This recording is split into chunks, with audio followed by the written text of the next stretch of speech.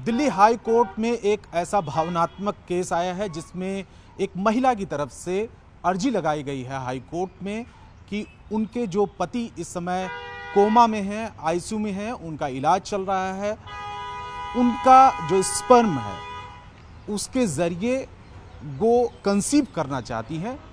और हमारे साथ में जो पिटिशनर के वकील एडवोकेट हैं यहाँ पे अरिजीत गौड़ जी हैं। अरिजीत जी, बताइए कि क्या केस है, कब आया था आपके संज्ञान में और अभी कब सुनवाई होनी है?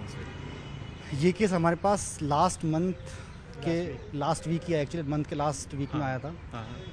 इसके अंदर जो पेटिशनर के हस्बैंड हैं वो पिछले ऑलमोस्ट 10-12 महीने से कोमा में हैं। वो इंडियन आर्मी में एज अ सर्विंग सोल्जर थे। पेट्रोलिंग के दौरान, जहाँ पे भी उनकी पोस्टिंग थी, वहाँ पे पेट्रोलिंग के दौरान उनका एक एक्सीडेंट हो गया जिसके चलते वो उनके ब्रेन में बहुत ही ज़्यादा इंजरी आई और वो उस टाइम से लेके आज की डेट तक वो कोमा में है। उनकी वाइफ को ये चाहिए था कि वो बच्चा कंसीव करें थ्रू IVF मेथड, उनसे ही और कहीं से नहीं। 26 मार्च को हमें पता चला, इसी साल अभी 26 मार्च को इसी साल हमें पता चला कि वो कोमा के अंदर चले गए ICU में। अच्छा। जिसके बाद हमारे पास टाइम नहीं था। हमने वो क्योंकि अगर कोई भी पेशेंट कोमा में है, वो कोमा के अंदर ICU में है, तो हम उसमें रिट्रीव नहीं कर सकते। जैसे ही वो बाहर आए 1 अप्रैल, हमने 2 अप्रैल को चीफ साहब के पास ये मैटर मेंशन किया। उनने इस मैटर को अर्जेंटली सुनने के लिए हमारी जो सुनवाई थी, हमारी एप्लीकेशन थी, वो अलाउ की और बोला कि इस मैटर को जितना जल्दी हो सके उतना जल्दी डिसाइड करो। और जो भी अर्लीस्ट पॉसिबल डेट थी उसी के अगले दिन, जो कि मंडे था, उसमें उन्होंने लगाया। इसके अंदर हम लोगों ने मेनली 2 ही चीज़ मांग रखी है। पहली चीज़ ये है कि बिना कंसेंट के, जो कि प्रायर कंसेंट चाहिए होती है डोनर से, जो कि हस्बैंड हैं, कोई भी सीमन रिट्रीव करने के लिए, बिना उस चीज़ के आप उसकी वाइफ को कंसीव करने के लिए वो सीमन रिट्रीव करवाया जाए। सेकंड चीज़, उसकी वाइफ को उस सीमन से बच्चा कंसीव के लिए जो भी प्रोसीजर होता है वो उसका प्रोसेस स्टार्ट किया जाए।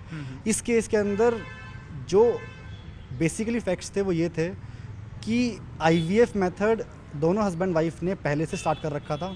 अनफॉर्चुनेटली इनका एक्सीडेंट हो गया और वो IVF मेथड में वो सीमन रिट्रीव नहीं कर पाए, उससे पहले ही इनका एक्सीडेंट हो गया और वो प्रोसेस पूरा नहीं हो पाया।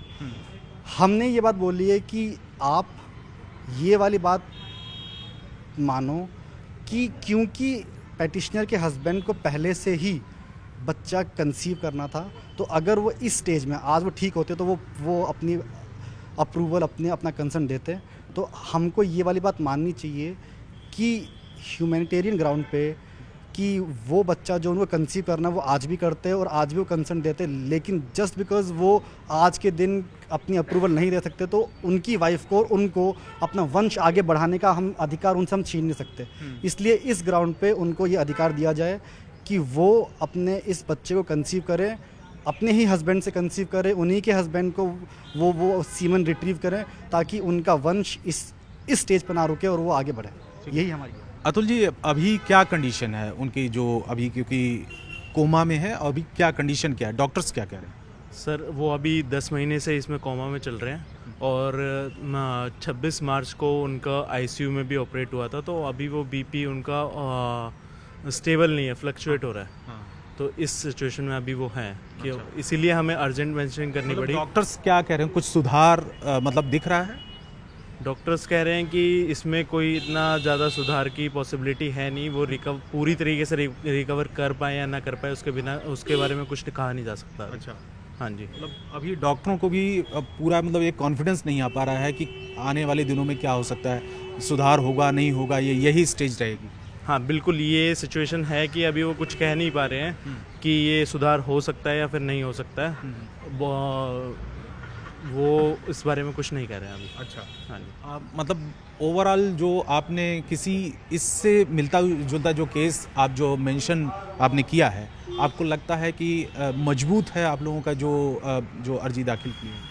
हमारे ऑनरेबल दिल्ली हाई कोर्ट ने पहले भी एक केस के अंदर सुनवाई करते हुए ये बात बोली है, सुप्रीम कोर्ट ने बोली है कि सीमन एक प्राइवेट प्रॉपर्टी है और उस प्रॉपर्टी पे अधिकार उनकी वाइफ का, या फिर अगर वाइफ ना हो तो उनके पेरेंट्स का है, तो हम वो अधिकार उनसे नहीं छीन सकते। और इसके अलावा यूके के वेल्स के कोर्ट में, जो कि वहाँ का सुप्रीम कोर्ट है, उसके अंदर एग्जैक्टली सेम केस आया था, एग्जैक्टली सेम फैक्ट्स थे, सब कुछ सेम था। उसमें कोर्ट ने यही बात मानी है कि अगर पहले से ये प्रोसेस स्टार्ट हो रखा है तो हमें ये चीज़ सोचनी है कि जो कोमा में है वो इस वक्त क्या चाहता। वो इस वक्त अगर वो अपना वंश आगे बढ़ाना चाहता तो क्या वो कंसीव करवाता, क्या वो अपना सीमन रिट्रीव करवाता, क्या वो इस IVF प्रोसेस को करवाता। अगर हाँ, तो हमें उस चीज़ के अंदर रुकावट नहीं करनी चाहिए, जस्ट बिकॉज हमारे लॉ के अंदर अभी ये ब्लाइंड स्पॉट है कि अगर कोई अपना